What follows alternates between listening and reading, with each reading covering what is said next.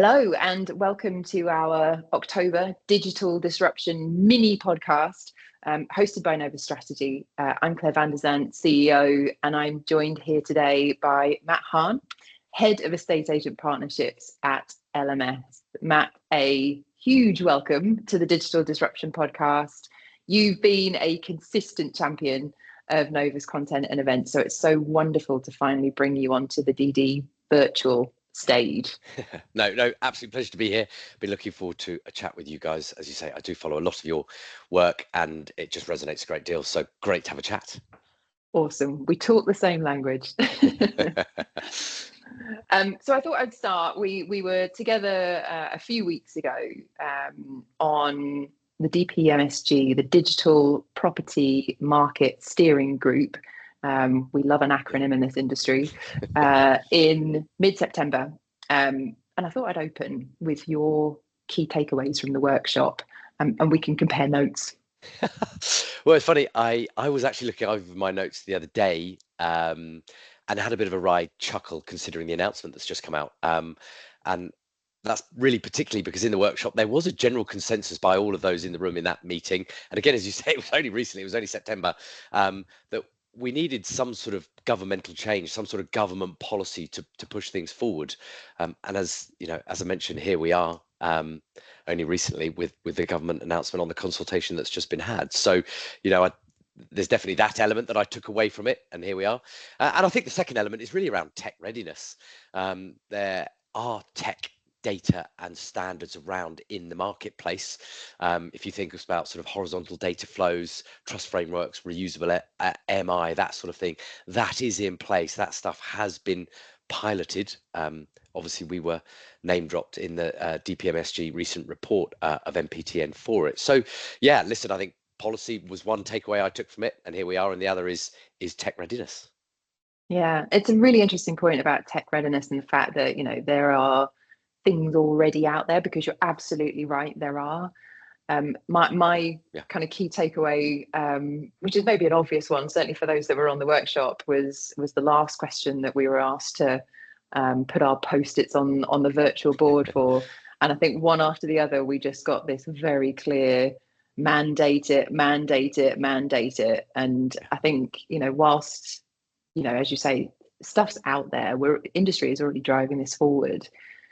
Everybody's looking for, you know, this is the way. And I think very timely now that we sit here after Monday or Sunday's announcement from government on the home buying and selling reform, that actually things are really starting to motor in that direction. Whether we will get the full mandate it, we'll see. But it's only a consultation. Quite a quick one though for government, 3 months. I thought that was quite punchy of them. So hopefully we'll get some good answers come the new year. Great. So back to your article. Thank you very much for contributing last month. You open saying the property market is at a tipping point.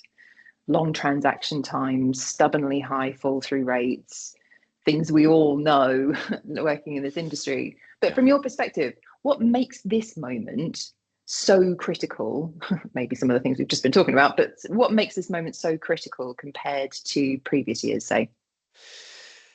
Oh yeah, there's a question. I think sort of probably two, maybe 3 points. Demand and direction being two of them, in that I think consumers already expect quite a seamless digital journey as part of their lives in other areas. So why not have that within the property process? There was it was a few months ago now, but the OPDA did a report of sort of 5,500 buyers and sellers, and of that group, I think it was 82% said they supported a digital pack. 76% off the top of my head, I hope I've got those numbers right, said they'd be happy for that information to be shared. Those are massive percentages. And then I think you pair that with recent government announcement, but not just that. Actually, there was the MHCLG in February, came out with a report around electronic signatures, greater digitalization. And I think you pair those two together, and that's why this is a bit of a moment. The third point I suppose I'd probably make is around digital maturity. I was chatting with one of your guys about it actually, in that there's so much information and data that is available nowadays that can be pulled from digital sources. Look at HMLR, look at the work they're doing around digitization. I think, what have they got? 127 local authorities. They're doing work on QES, digital ID, much more open APIs. So again, there's so much more information available to be done that can be pulled out. So I think we are also at a digital maturity, if that's the right way of describing it, in the marketplace, where it feels like you combine that demand and direction, and we are at that tipping point, if you like. Yeah, totally agree. It's like everything's converging all Yeah, together. All the pieces that we needed, the gaps, they're all falling into place. fitting together. Um, Yeah. yeah, and definitely still work to do. I mean, I think one of the things that's been really clear from MHCLG is they understand that they have a big role to play in this. The piece you mentioned around HMLR, the digitization of access to property information Yeah. from government is also incredibly critical, but fantastic to see that they're leaning in Yeah. and driving it forward. I love your first point though, because this for me is something that often in the vernacular of the industry gets a little bit lost, and I'm sure it is there, but it's something we should come back to all the time as our center of gravity is the consumer. Yeah. We all live our lives now in a incredibly digital way, Yeah. and it's such an alien process that we've almost just accepted Yeah. that this is the way that this is done. But if you were in any other industry trying to force people to send packets of information with post-its on where you have to wet signature, you'd think it was absolutely bonkers. Bonkers. Yeah. But that's I just love the fact that point one was about the customer, because I think that's where we should all be starting. Yeah. Yeah. Yeah. Yeah. um Talking about some of the pain points then that you pick up on, you highlight that despite all this tech, as you said, we've got this digital maturity. But despite all of the tech we've introduced, much of it still sits in silos, Yeah. which is what creates that duplication, that fragmentation of the customer journey. Why do you think the industry has ended up in this vertical trap? Ooh, okay. I mean, I think first of all, in the home buying and selling process, you've got quite different stakeholders, really, when you break it down. You've got estate agents, conveyancers, mortgage brokers, lenders. They are all doing very different elements.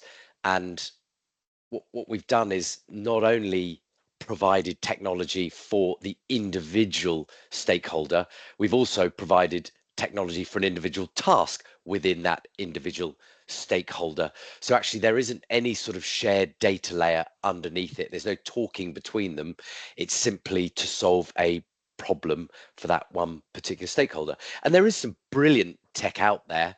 I started my days, dare I say it, at Foxtons, and we had a CRM called Boss, which at the time was just game changing, amazing piece of technology, and even that's moved on nowadays. But it still only works in isolation for an estate agent and doesn't talk across the different um, across the different stakeholders. So the missing piece has been standards and trust, so that parties can reuse the data. But yeah, it fundamentally comes down to the fact they are different types of businesses, and the problems have been solved for individual tasks within those individual stakeholders. Yeah. And you talk about the data and the trust, which is it's the glue really that stitches all Yeah, of this together. But I guess it also can't really happen without collaboration. These different, very different, as you say, different businesses, different ways of working. They've yeah. actually got to get out there and really collaborate on how you knit those joining pieces together. Yeah, and it's not easy to do because in industries everyone is in competition. We're all trying to win our own business, but I think the only way it is going to work is if the industry as a whole does get together and look to make change. Bit of a plug, but we are part of the Project 28 setup that's come into play, and there'll be more about that. But that's just one small example of a great deal of quite big businesses coming together and collaborating. We haven't really seen that very much, but there does feel like, again, we talk about demand and direction, there does feel like there is more of that happening to help make that change. So yeah, be an interesting and exciting few years for that, and to see how the collaboration, brings it all together. Yeah, brings it all together. Yeah, fantastic. For estate agents specifically, because this is very much your forte, how do these silos show up every day, and what are the real frustrations that you hear from agents on the ground? Yeah, I think for estate agents, they show up in very practical, frustrating ways. Most of the tools they use, CRM systems I mentioned about, onboarding platforms, marketing systems, they're all optimized for their particular vertical, as I say. So there's no talking between systems. They don't communicate with conveyancer platforms, lender platforms, that sort of thing. And that means information is rekeyed, recollected. It has to be collected when you know it's already somewhere else in the process, but currently can't be used. I mean, again, you also mentioned it a moment ago, but that causes a very fragmented journey for the consumer, for the customer, for the person involved in that. They've got to be asked for that information over and over again. And of course, the knock-on effect there is that deals stall. They take longer than they should do. A simple ID check can cause an extra week's delays for no reason. Decisioning comes quite late in the process, even though that information is available quite early on. So again, risking increased fall through. So yeah, it really does show up in the estate, like all the stakeholders. It shows up for estate agents, just like all the others. So tech is good in isolation, but actually it's got to communicate with each other to stop these issues with estate agents, or for estate agents, I should say. Yeah, perfect segue. It's as if we planned this. But that really is what we've been talking about through digital disruption for the last 3 months, which is all around platform thinking. And platform thinking is about how you reconsider your estate in an open ecosystem. So beyond that vertical, Yeah. how do you get these tools, these platforms, this data to be interoperable throughout that chain? So 10 points for fabulous link to the next piece. You describe, and we've acknowledged it's this concept of platform thinking. Here at Novus, we call this horizontal digital integration, or HDI. You describe HDI as a way to put agents back in control. Can you just unpack a little bit what that means? Yeah, and I think it's one of the reasons I'm quite drawn to your content and what you guys do. That this whole concept of HDI and platform thinking that I wrote about. And I suppose it's all about capturing information once, giving the ability to reuse that information across the stakeholders via, as you say, interoperability by some sort of connected system. So at instruction, agents digitally gather information, ID, MI, TA forms, searches, whatever that might be. And then that information, that data can feed into a platform, either via an API or a UI. Conveyancers and lender systems can get access to that. And then each party can rely on that data. So it doesn't have to be captured again. So there's no rekeying, there's fewer requisitions, you get faster progress through the system.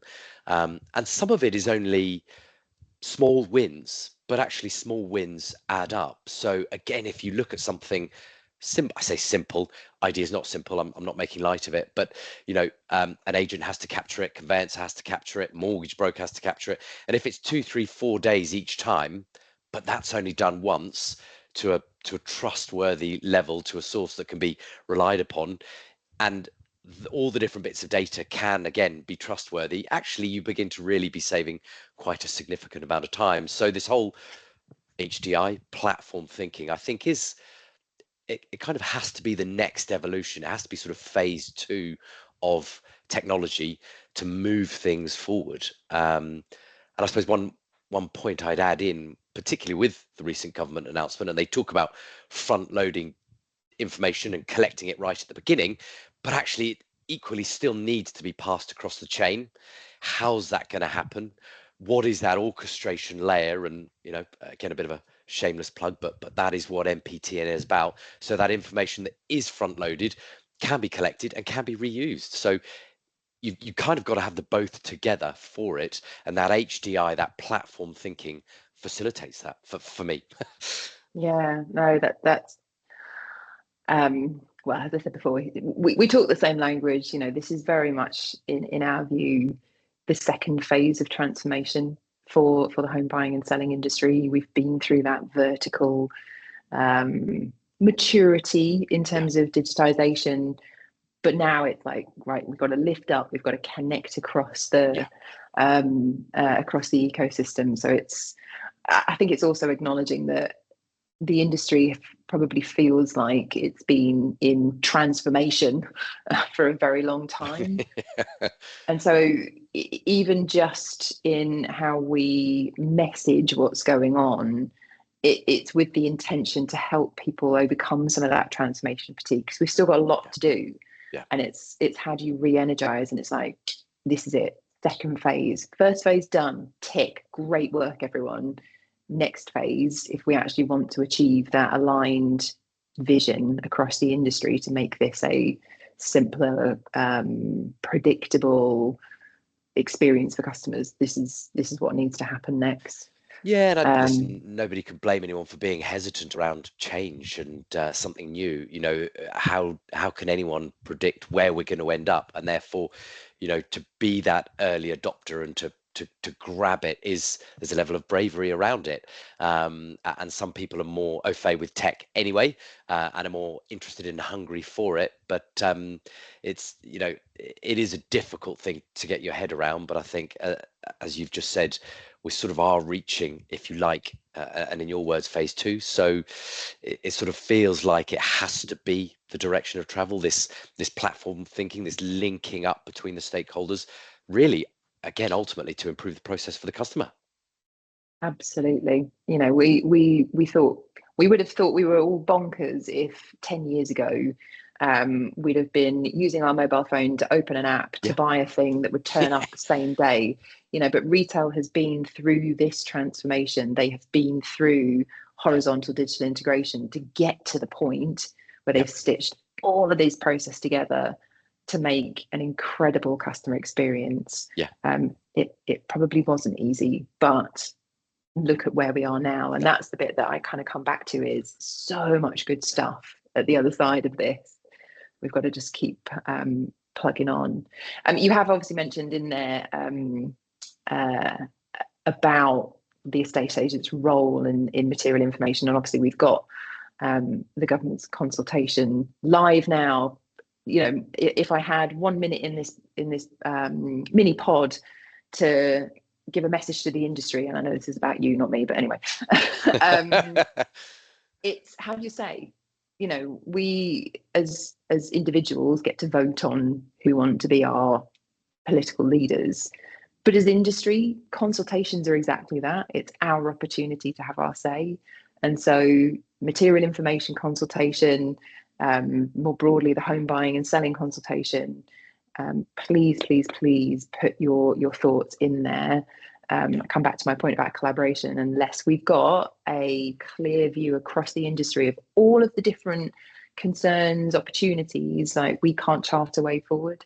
But anyway, sorry. So we've got that coming. And it's clear, obviously we're talking about material information, and the estate agent has a really important role in how we supercharge this transaction right at the front. Talk to me though about the role that National Property Transaction Network, NPTN, plays in helping HDI move from theory to practice.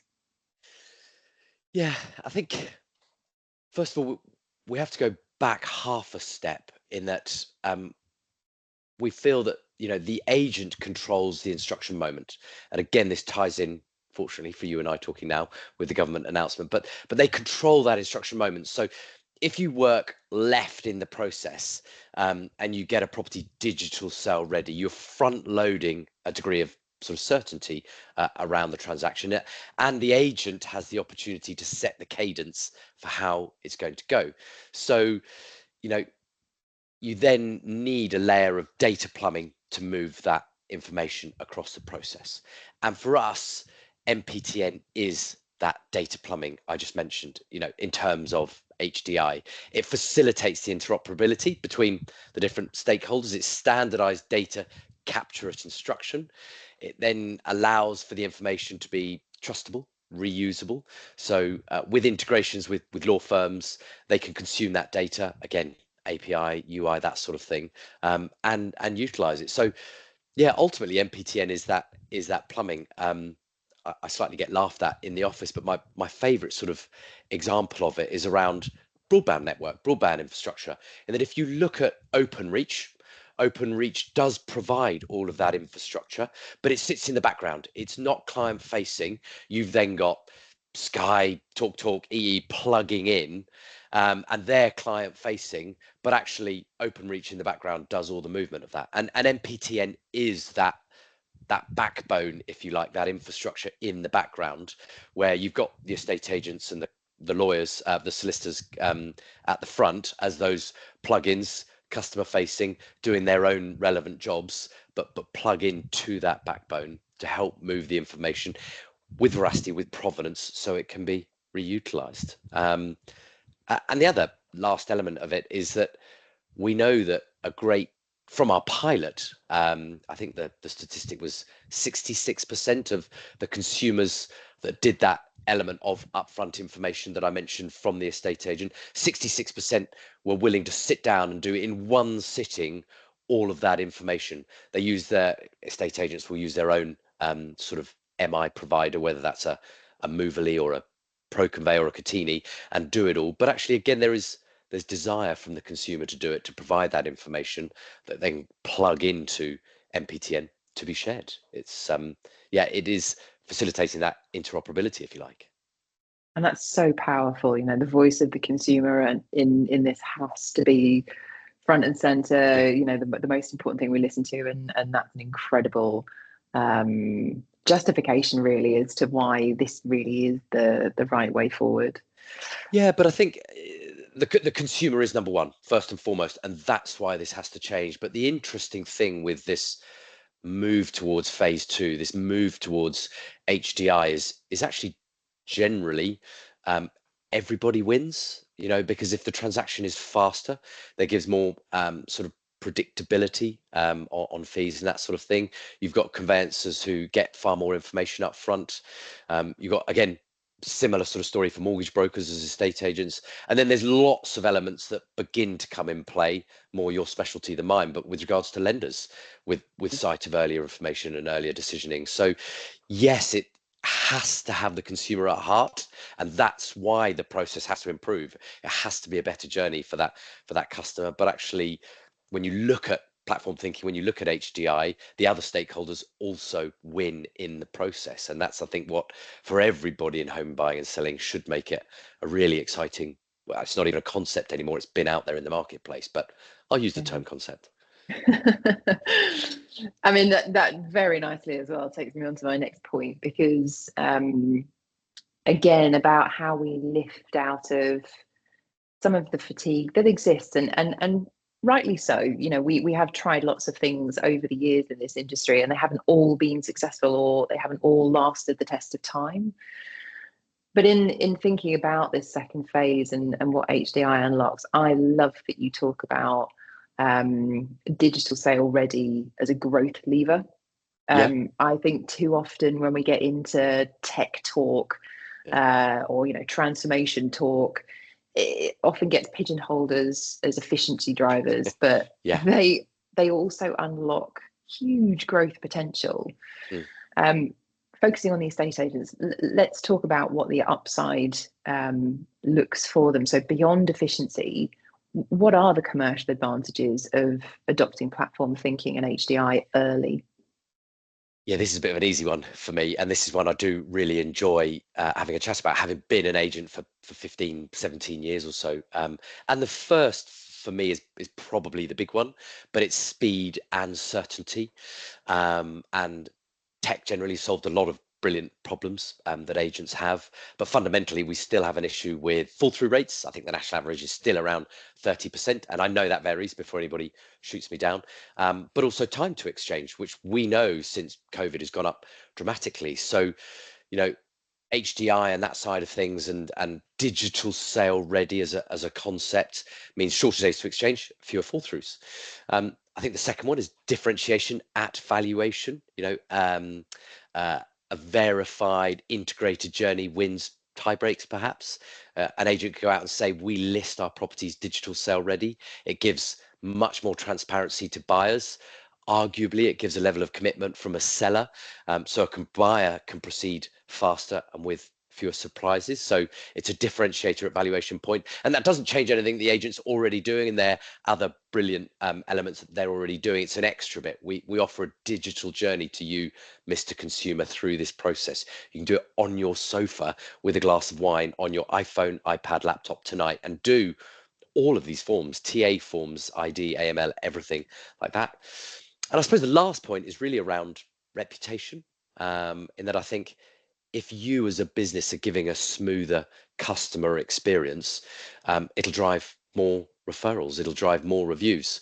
I was at a conference recently, the ICG conference, and a chap called Ian Macbeth of Avocado Properties was talking about referrals and delivering a great customer experience and how important that is and how much they've built their business on it. And this, for me, really can add to it. If you're a consumer, you provide a digital sales ready service to your clients selling the property, and they're like, that was phenomenal, and you as an early adopter can do it, your reviews will be strong, your customer journey will be better, and hopefully you get more recommendations. So I think, yeah, you've got speed and certainty, you've got differentiation at valuation, but also reputation to that agent. I think the combination of digital sales ready and the platform is very, very powerful as a commercial mechanism for estate agents. Of course, it covers off things like compliance as well. You've done your MI, you've done all those bits. I think there was a note in the recent announcement around the DMCC Act. If that is strengthened around material information, etc., agents will have to be pretty sharp on it. But again, you use these providers, these Moverleys, these pro conveys, you're covering that off, but using it as a commercial lever. So I think there's a few really exciting elements to this process. Yeah, I couldn't agree more. Just aware of time, and we did build this as the mini pod, and I could sit here and chat to you for ages about this stuff because it's great. I think we've covered a lot in some of the other questions I was asked. So I might just wrap with one piece then. Is you've got a big following, you've been in this industry a long time, the estate agents are all in front of you. What's the one practical first step that they could take tomorrow to start moving towards a more integrated HDI way of working? And I'm assuming you mean aside from dropping me a note and coming have a chat with me, which I would love to do. I mean, that could be the practical step. That's I mean, easy peasy. Listen, I think it's really simple. I think it's go and have a chat with a few of these material information providers, those that can get your clients into a digital sales ready position. Go and have a chat with Moverly, Catini, ProConvey, speak to one of them and look at how they link in with a platform, with an NPTN that can facilitate the movement of that information. Give it a try. What have you got to use? There will be clients that don't want to do that, but that's part of also the beauty of it, is that it doesn't have to be done for everyone. There are far more digital natives out there. I was joking with someone the other day. My dad loves sitting on his iPad. He's late 70s, mostly looking at expensive cars, but he would still have done that journey for selling a house. So give it a go. Go and get a demonstration of some of these, ask some questions, look at how they link in with a platform to be able to move the information, and just give it a try. So I don't think there's much more complexity than that. Give it a go. See what you've got to lose, because I don't think there is anything. As a dear old boss and mentor of mine would always say, and it rings in my ears all of the time, he would say, Dr. Pepper, what's the worst that could happen? Could happen. That's it.